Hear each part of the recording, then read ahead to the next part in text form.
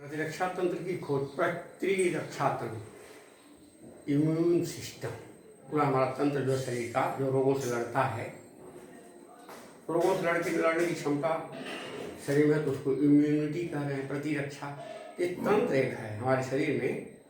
पूरा हमारा शरीर जो रोगों से लड़ता है, जैसे सबसे पहले हमारी त्वचा बाहर से है, रोग कोई आक्रमण करेगा तो इसको रोकेगी।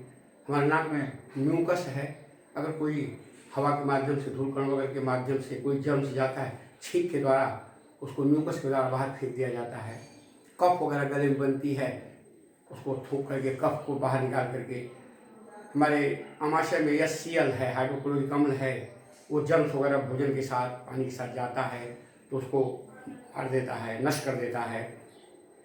WBC हैं, लिम्फोसाइट्स हैं, ये प्रतिरक्षा तंत्र पूरा मिल करके जो शरीर की को रोगों से बचाए, लड़ने की क्षमता शरीर में पैदा करे, वो पूरा प्रतिरक्षा तंत्र है। पूरी एक प्रणाली, एक सिस्टम है। तो प्रतिरक्षा तंत्र के बारे में खोज करने के लिए बहुत से वैज्ञानिकों ने इस पर अपना काम किया। एक बड़े फेमस वैज्ञानिक का थोड़ा सा उनके बारे में पढ़ना आपको, एडवर्ड जेनर, यहाँ नाम लिखा एडवर्ड जेनर, ब्रिटेन के ब्रिटिश एक डॉक्टर थे, चिकित्सक थे। इन्होंने सबसे पहले चेचक के टीके का आविष्कार किया। सबसे पहला जो चेचक का टीका लगता है, एक ही टीका लग गया तो होल लाइफ, जिंदगी भर चेचक नहीं होगी।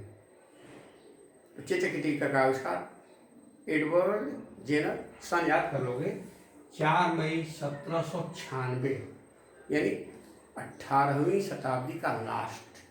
अगर 1800 हो जाएगा तो 18वीं शताब्दी कंप्लीट हो जाएगी। 1796, 18वीं शताब्दी का अंतिम हिस्सा, 4 मई 1796 घोषणा इन्होंने कर दिया। खोज किया तो कैसे किया, यहाँ थोड़ी सी बात उस पर। एडवर्ड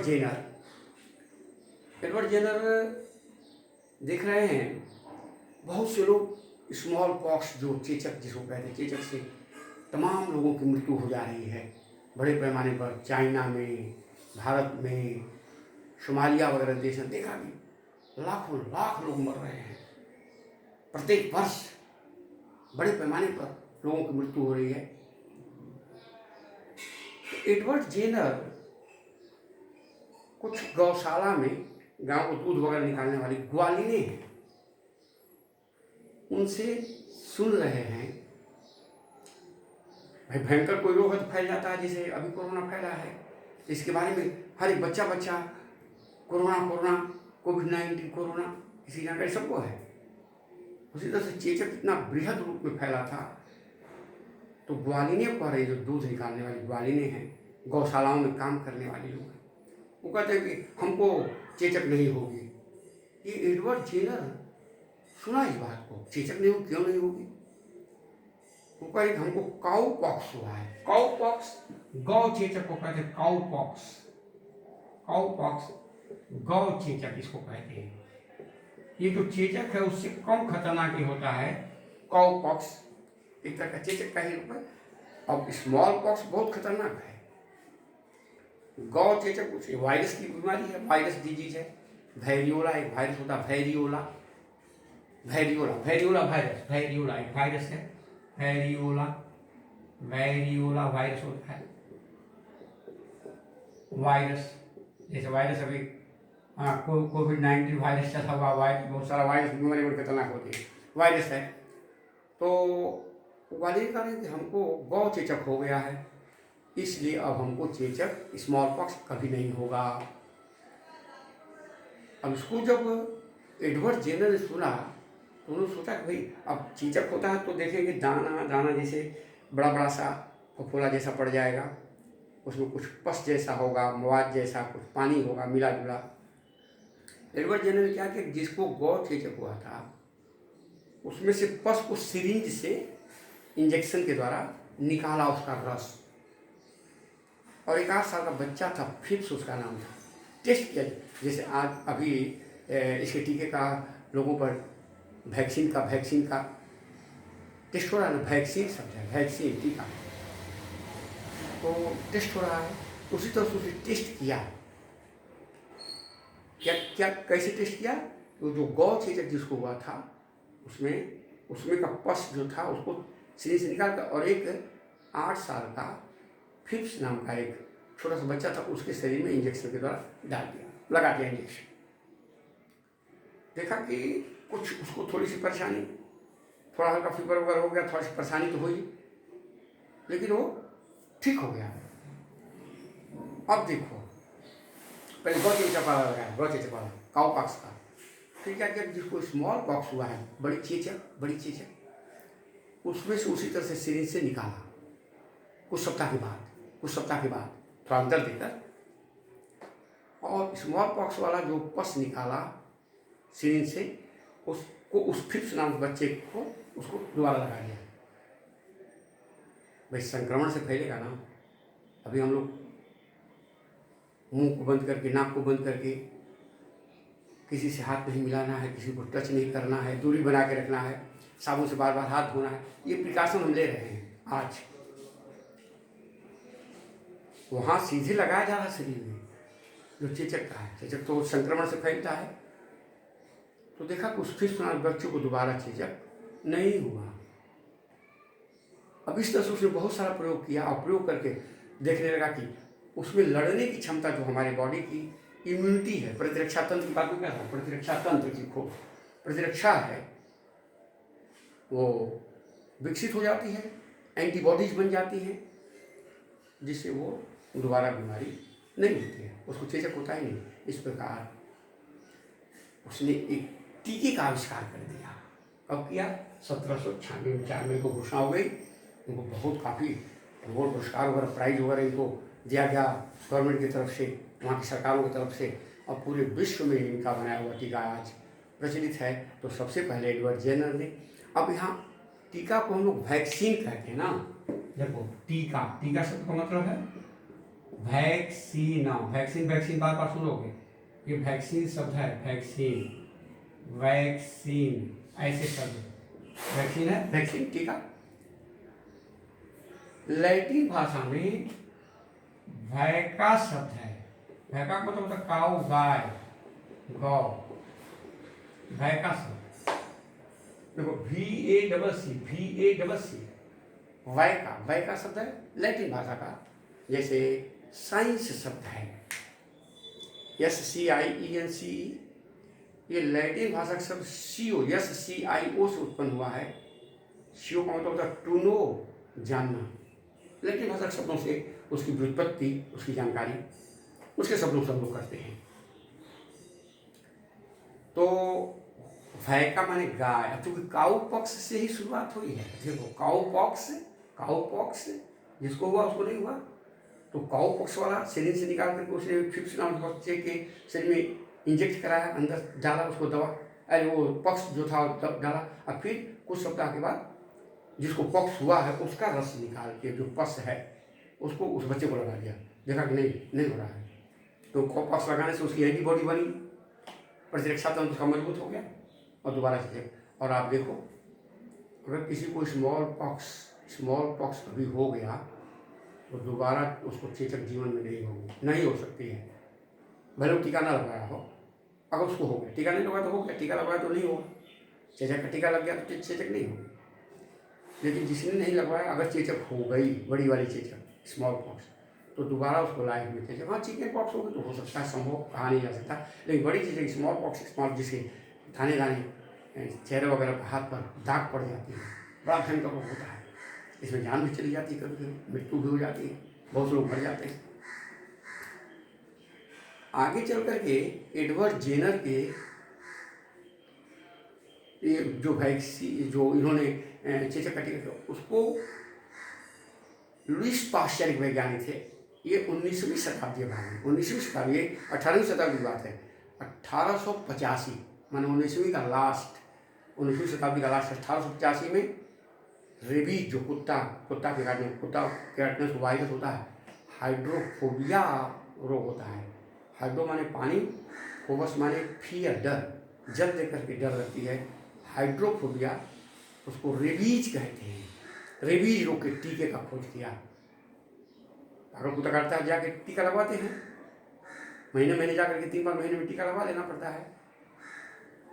वो फिर अगर किसी ने भूल से टीका नहीं लगवाया, किसी पागल कुत्ते वगैरह ने काट लिया, वायरस शरीर में चला गया, तो कुत्ते जैसा भौंक भौंक के आदमी मरेगा, उसका कोई इलाज नहीं है। जब भयंकर रूप ले लेगा तब इलाज नहीं है ना, जब तक वो फैला नहीं तब तक तो उसको टीके के द्वारा ठीक किया जा सकता है।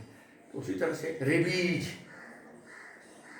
रेबीज टीके का आविष्कार लुईस पास्चर ने 1885 ईस्वी में एंथ्राक्स भयंकर रोग होता है, एंथ्राक्स वायरस बीमारियों के, इस तरह से टीके का आविष्कार लगा होने। अब बहुत सारा टीका, आज तो अनेकों प्रकार के टीके खोजे, कुछ टीके घर में यहाँ बताने वाला हूँ। तो इस प्रकार टीकाकरण, अब टीका भय का शब्द, तो उसको वैक्सीनेशन कहते हैं। अब वैक्सा में देखो, वैक्सीनेशन ये हुआ, इसको कहेंगे हिंदी में टीकाकरण। टीका लगाना, वैक्सीन शरीर में लगाना। वैक्सीन क्या है?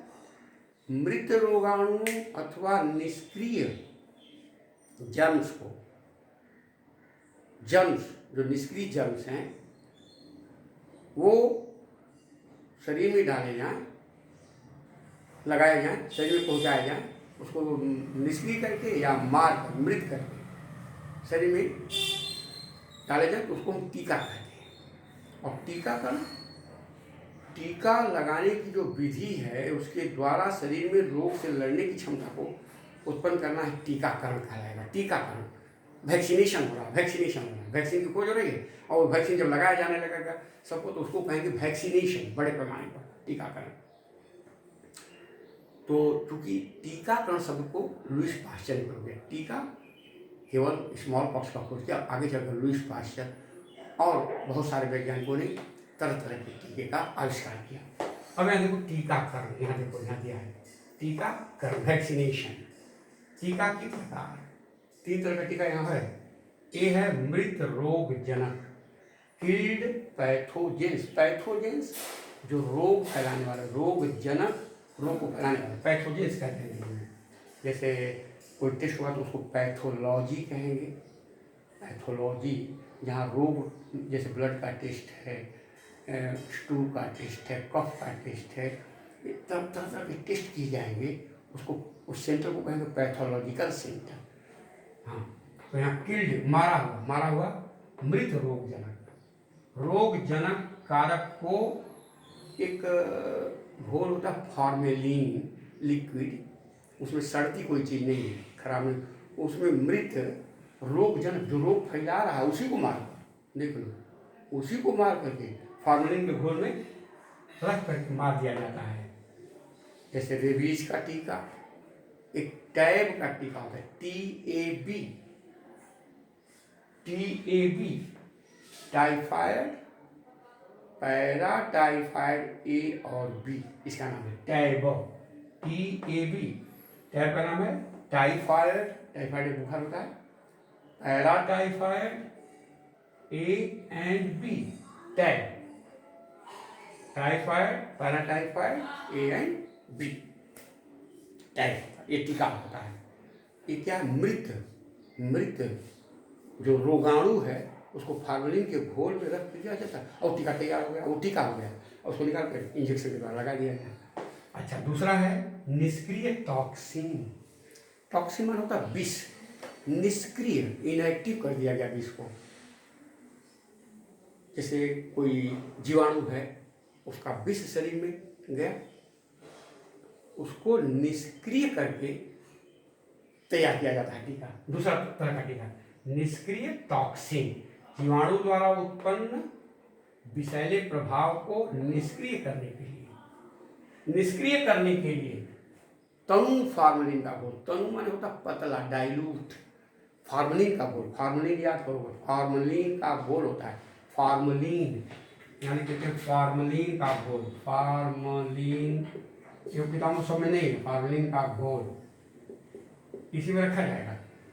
टीका जो लगाने जाते हो क्या जानो कौन सी चीज़ हो, फॉर्मेलिन के घोल में कोई मृत जीवाणु है, कोई प्रभावहीन कर दिया गया विष, उसके विष को, टॉक्सिन को प्रभावहीन करके उसमें रखा गया।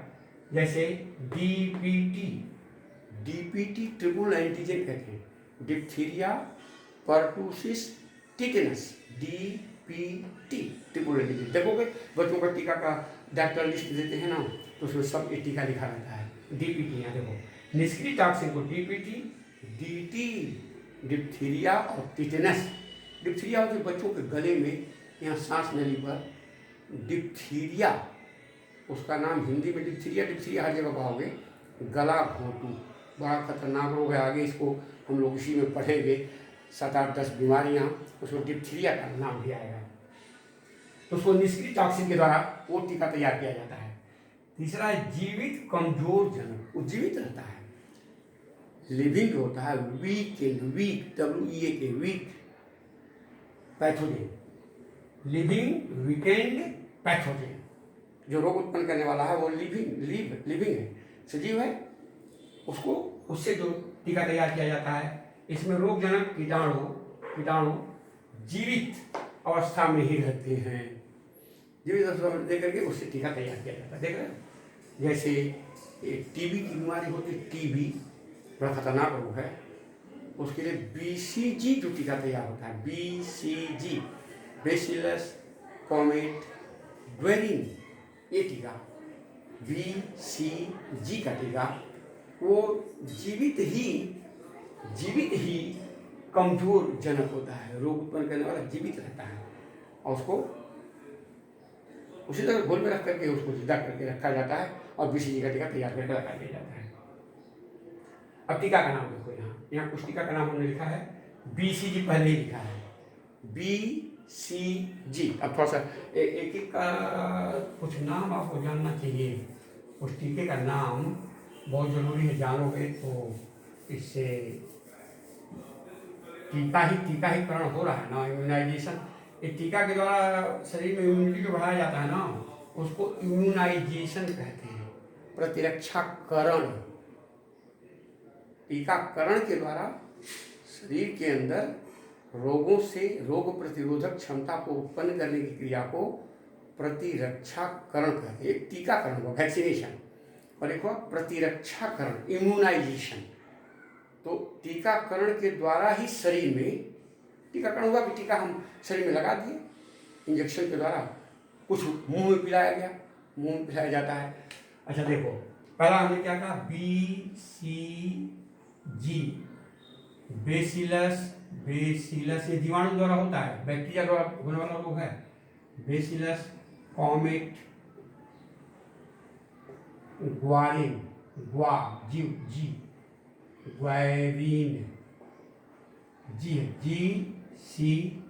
BCG पहला अक्षर है। बेसिलस कॉमेट ग्वेरिन, यहाँ ई रहेगा, ग्वेरिन होता है। बेसिलस कॉमेट ग्वेरिन, BCG का टीका एक ही टीका लगेगा। तो 3 महीना का ही बच्चा है, 1 साल के अंदर लगा रहना चाहिए इसको। बच्चे को 1 साल के अंदर, 2 साल भीतर भी लगता है, 1 साल के अंदर सबसे बेहतरीन लेकिन होगा कि 1 साल के अंदर बच्चे को लगा दिया जाए। जन्म के कुछ समय के बाद ही ये BCG का एक टीका लग जाता है। अब होल लाइफ BCG को TB को उत्पन्न करने वाला बैक्टीरिया द्वारा ही होगा, जीवाणु द्वारा। कुछ वायरस होते हैं, कुछ बैक्टीरिया की बीमारियाँ होती हैं, ये बैक्टीरिया शरीर में जाएगा लेकिन उसको TB की बीमारी कभी नहीं होगी। दूसरा टीका होता है OPV, ओरल पोलियो वैक्सीन देखो टीका। अब कहोगे टीका खाली इंजेक्शन से नहीं दिया जा रहा है, अब ध्यान देने की बात है। मुख में, ओरल माने मुंह, जैसे परीक्षा ओरल देते हो बोल करके, वो तो ओरल परीक्षा है, तो ORAL, ओरल माने होता है मुख में। देखो 2 बूंद 3 बूंद क्या नहीं करते हैं लोग, 2 बूंद जिंदगी की। ये 5 साल का बच्चा अगर हो गया तो उसको पोलियो नहीं होगी ना, कभी नहीं हो पाएगी। ये भी वायरस, पोलियोमाइलिटिस वायरस से होता है। ये भी पोलियो की बीमारी ये वायरस से होती है जी, लेकिन ये वायरस डिजीज है, वायरस, ये जीवाणु, बैक्टीरिया द्वारा होने वाला जीवाणु है। ये टीबी की बीमारी, टीबी ऐसे करते हैं ना, टीबी। हालांकि इसका नाम है ट्यूबरकिल बेसिलस। नाम हम लिखते रहे, जानकारी के लिए चाहिए, आप लोगों को जानना चाहिए। टीबी जो हम लोग कहते हैं, इसका पूरा नाम लिखिए ट्यूबरकुलोसिस, इस पर टीका होने वाला होगा, टीबी की बीमारी। और ये वायरस होता है पोलियो, मुंह में ओरली दिया जाता है और 3 महीने 4 महीने तक 2-2 बूंद अंतर अंतर देकर बच्चे को पिला दिया, होल लाइफ पोलियो तो निर्मूल हो गया। जैसे 1980 में WHO वर्ल्ड हेल्थ ऑर्गेनाइजेशन ने घोषणा कर दिया 1980 में, 20वीं सदी में, कि पूरे विश्व में कहीं भी स्मॉल पॉक्स किसी को नहीं है। तो घोषणा हो गया, आप कभी नहीं देखोगे स्मॉल पॉक्स, थोड़ा मोड़ा चेकअप होता होगा, स्मॉल पॉक्स को निर्मूल कर दिया गया। उसी तरह से बहुत बच्चों को पोलियो होता था, पैर में ही हो जाता था, जैसे पैर का लकवा जिसको कह सकते हो, पैरालाइसिस टाइप को बच्चों में ही होगा, बड़े में होगा तो पैरालाइसिस होगा, कभी हाफ राइट चाहे लेफ्ट, उसको कहते हैं लकवा, पैरालाइसिस दूसरी चीज़ है।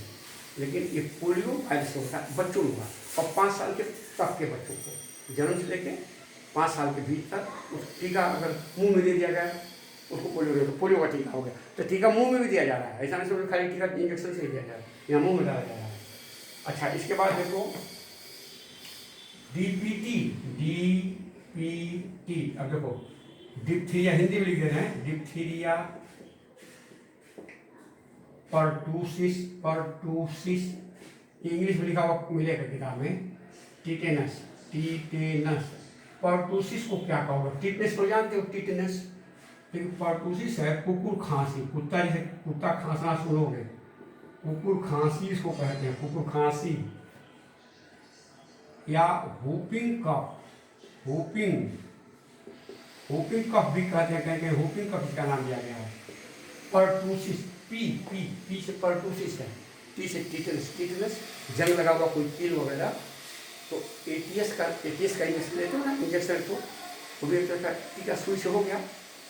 एटीएस, अगर एटीएस आप ले लेते हो तो उसका एक लिमिट है, 6 महीने 7 महीने, साल भर, 1.5 वर्ष 2 वर्ष तक एक बार एटीएस की सुई देखो फ्रिज से निकाल के सब लगाते हैं, डॉक्टर के यहाँ जाओगे, एटीएस एंटी टिटेनस सिरप उसको सिरिंज कहते हैं, anti tetanus, ATS anti tetanus के एंटी माने विरोध में काम करता है।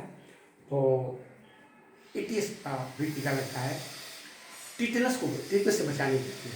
डीपीटी, ये हो गया DPT, diphtheria, pertussis, whooping cough या कुकुर खांसी और टिटेनस, एक ही टीका लग जाए तो ये तीनों बीमारियां नहीं होंगी।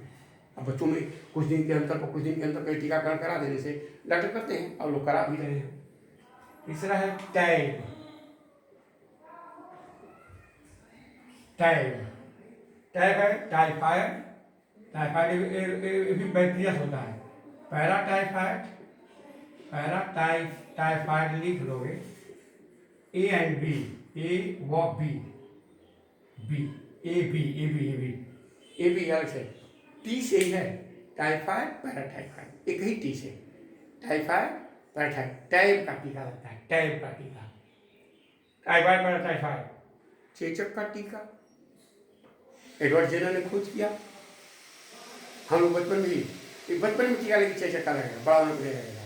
हिपेटाइटिस बी का टीका, इसको आप भी लगवा, किसी उम्र का व्यक्ति ले सकता है, इसको ध्यान में रखो, मैं बता दे रहा हूँ टीका का नाम, हेपेटाइटिस बी किस रोग के लिए लगाया जाता है, हेपेटाइटिस बी इसका नाम है, हेपेटाइटिस बी, ये लीवर की बीमारी है। लीवर कभी बढ़ जाता है, फूल जाता है, लीवर में तरह तरह के रोग हो जाते हैं, ये समझ लो कि एड्स के टक्कर का एक खराब रोग है। आगे हम एड्स के बारे में पढ़ाने वाले हैं इसी चक्कर में, इतना खतरनाक एड्स है। अब एड्स का टीका कुछ नहीं निकला। अब मान लो जैसे कोविड-19 का ही है, कोरोना का टीका खोजा जा रहा, अगर नहीं निकलेगा तो इसके साथ रहना होगा। क्या करना होगा, अब मास्क हमेशा लगाइए, मुंह पर थोड़ी डिस्टेंस बनाइए, टच मत कीजिए। देख लो विदेशों में जहाँ लोग एक दूसरे का गले मिलते थे, हाथ मिलाते थे, गला तो मिलना दूर, ये हमारी संस्कृति है। हमारे यहाँ की अब संस्कृति नहीं है, हमारे यहाँ की संस्कृति है कि हम नमस्ते करते हैं, प्रणाम करते हैं, हाथ जोड़ करते हैं, ये बड़ी अच्छी, लेकिन वहाँ का नकल करके हम लोग भी अपना शुरू कर दिए। अब कोविड-19 सिखा दिया कि नहीं, डिस्टेंस बनाइए, दूर रहिए, कल्याण उसी में, भलाई एड्स में वही मैं बताऊंगा क्या सावधानी, ठीक उसी तरह से कोविड की सावधानी। अगर टीका निकल जाए तो हो सकता है, टीका लग जाए तो नहीं होगा फिर किसी को आगे, नहीं तो एक भयंकर महामारी है। इसे बचने के लिए मामूली समस्याओं में सभी लोग घिरे हुए नहीं हैं। तो ये हेपेटाइटिस बी का टीका आप किसी भी चाहे तो हम भी लगवा सकते हैं हेपेटाइटिस बी, लेकिन ज़रूरत है नौजवानों को, आपको लगवा लेना चाहिए निश्चित रूप से। 3 टीके लगते हैं एक महीने के अंतर पर। एक बूस्टर होता है, अंतर दे करके लगा दिया जाता है। लेकिन महीने पर 3 टीका लग गया ना, एक आध वर्ष का अंतर दे करके बूस्टर डोज लगा दे, बस हमेशा के लिए हेपेटाइटिस रोग नहीं होगा। ये वायरस की बीमारी है, बहुत खतरनाक वायरस होता है, वायरल डिजीज है। चेचक वायरस की बीमारी है, इन्फ्लुएंजा वायरस की बीमारी है, इन्फ्लुएंजा ये वायरस की बीमारियाँ बड़ी खतरनाक होती हैं। कैंसर वायरस की बीमारी है। हाँ, कैंसर का कोई टीका चला, हाँ तरह का उसका इलाज हो रहा है, चल रहा है, दवाइयाँ चल रही, कुछ काम हो रहा है, लेकिन क्योर पूरी तरह से। तो इस तरह से टीकाकरण के द्वारा चेचक का टीका हो गया, रेबीज का टीका, रेबीज जो कुत्ता के काटने से रेबीज हो रहा है उसका टीका है।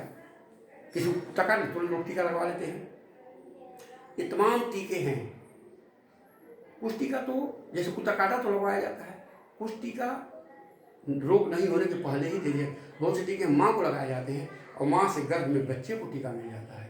गर्भवती माओं को भी टीका लगाया जाता है, जो ये प्लेसेंटा के द्वारा नाभि से जुड़ा रहता है माँ से बच्चा, उससे बच्चे को बच्चा भी इम्यून हो जाता है, इसकी इम्यूनिटी बढ़ जाती है। इस तरह से टीकाकरण, टीका देना। और आगे हम लोग एडवर्ड जेनर का थोड़ा सा याद कर लोगे 5-6 लाइन में। और 1980 में घोषणा हो गई WHO, ये टीकाकरण ही है कि पोलियो आज निर्मूल हो गया, चेचक स्मॉल पॉक्स निर्मूल हो गया। अगर कोविड का भी निकल जाएगा तो ये भी टीका लगा दिया जाएगा, तो आगे किसी को फिर नहीं होगा। एड्स का टीका नहीं निकला तो इसलिए एड्स की सावधानी के साथ आज लोग जी रहे हैं। ऐसा थोड़ा किसी को एड्स हो रहा है। उसी तरह से अगर टीका निकल गया, नहीं तो इसके साथ भी आपको हमको जीना पड़ेगा। और ऐसा नहीं कि सबको कोविड ही हो जाएगा। बहुत से लोगों को तो ग्रामीण क्षेत्रों में या शहरांचल में बहुत से लोगों को हो गया और जाने नहीं कि हमको हुआ है।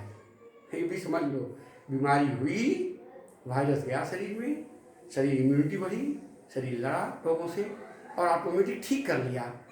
नेचुरल इम्यूनिटी हमने बताया था, प्राकृतिक इम्यूनिटी बड़ा सुंदर है। इसको थोड़ा सा चैप्टर को बढ़िया से ध्यान से पढ़ेंगे। इसके बाद तमाम रोगों के बारे में बताऊँगा आगे।